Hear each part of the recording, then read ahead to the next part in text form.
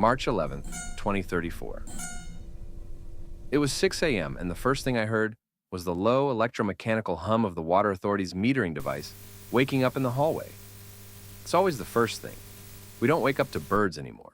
We wake up to the sound of allocation. I logged into the residential terminal and put in my morning shower request, 12 gallons. I knew it was a long shot. 12 gallons is a luxury tier birthday level request. But my joints were aching, and I just wanted to stand under the heat for an extra minute. The screen blinked blue, processing before flashing amber. Overage request denied. Maximum allowable hygiene quota applied. 10.0 gallons. Dispenser will auto-sever at limit. 10 gallons. It sounds like a lot until you're under it. I stepped into the shower, hit the activator, and rushed. You have to learn the choreography.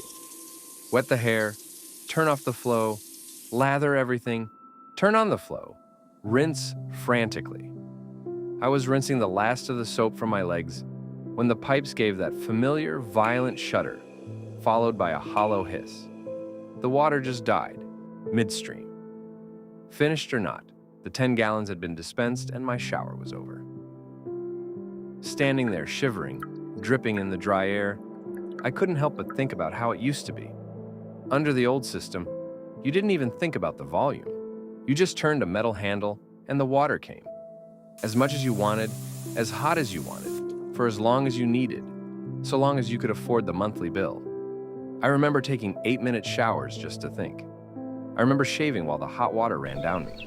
Perfectly clean, drinkable water. We were gods then, and we didn't even know it. I got dressed and went to the sink to shave. At the sink, I keyed in a request for 0.75 gallons, enough for a steady trickle to rinse the razor with. The screen at the sink spoke back. Request modified. Allocation: 0.1 gallons. I stared at the readout. 1/10 of a gallon. That's barely a coffee cup.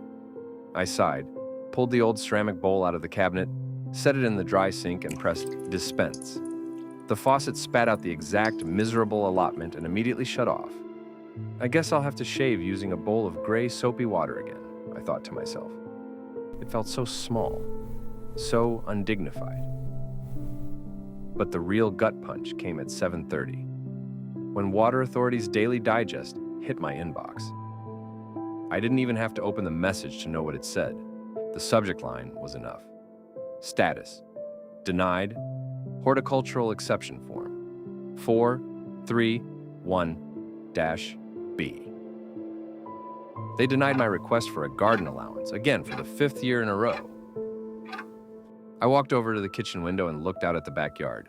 The hot morning sun was hitting the quarter-acre of cracked, pale hardpan that used to be my sanctuary. I remember what it looked like 10 years ago. I had 3 types of tomatoes, 2 stands of peas, 3 stands of green beans, some cucumbers, and some potatoes. Now the soil is just a desiccated crust, bordered with some dusty photovoltaic panels I can't even wash. Without a garden allowance, the dirt is going to bake for another entire year. Every year it sits, it gets harder, paler, and less healthy, turning to dust that blows against the window panes. I love gardening. It was the only thing I still had to keep me grounded. Now I will have to continue living in a house surrounded by a dead zone, with no plants, staring at the ghost of a hobby I'm no longer legally permitted to enjoy. It makes me furious when I think back to the early 21st century.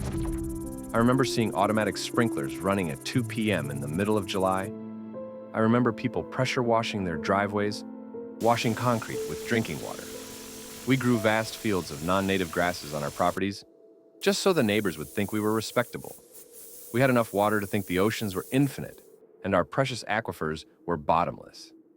We took it all so completely for granted, treating a miracle like it was a cheap commodity. I looked at my dry razor in a bowl of dirty water, and I looked at my dead backyard, and I realized how stupid we were when we allowed invited big corporate data centers to drink our whole future. Is this how hell on earth begins?